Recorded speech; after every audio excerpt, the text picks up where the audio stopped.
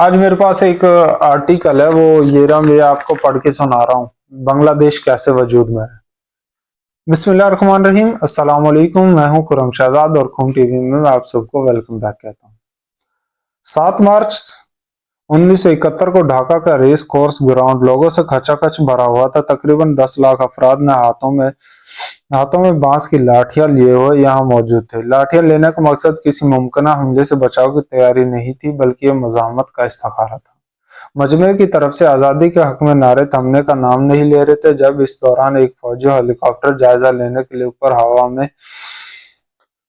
फिर रहा था और वो एक उधर पाकिस्तान रेडियो उधर का ढाका स्टेशन मशरकी पाकिस्तान में शेख मुजीब की तकरीर को बराह रास्त नशर करने की हतमी तैयारी कर रहा था। और पाकिस्तान ने तब उस पर पाबंदी लगाई होती रेडियो पे कि आपने इनकी तकरीर नशर नहीं की है।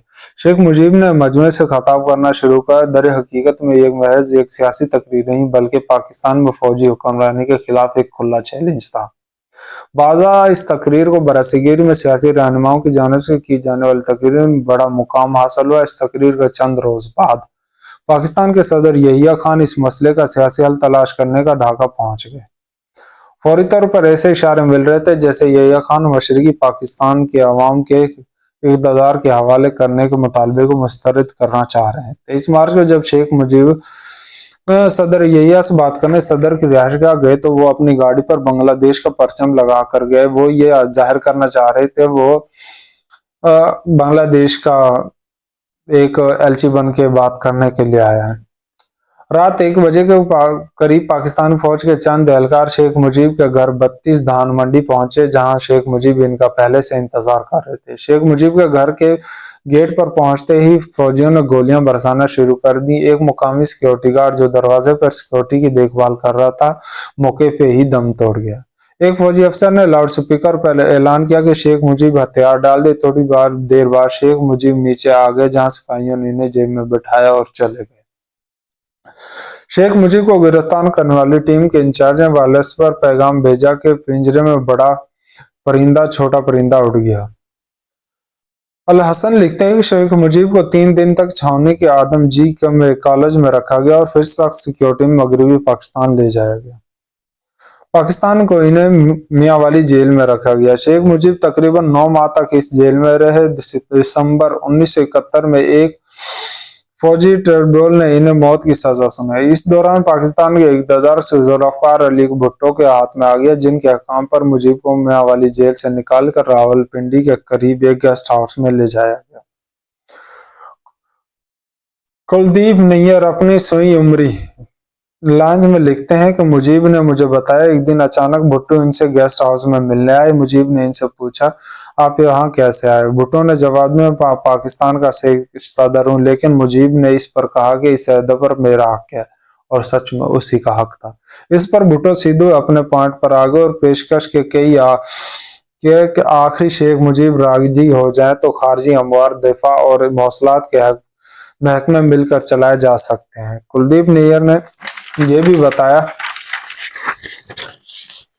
कि शेख मुजीब ने कहा कि इस वक्त मैं आपकी तहवील में हूं, मेरे लिए अपने लोगों से मशवरे के बगैर कोई वादा नहीं कर सकता।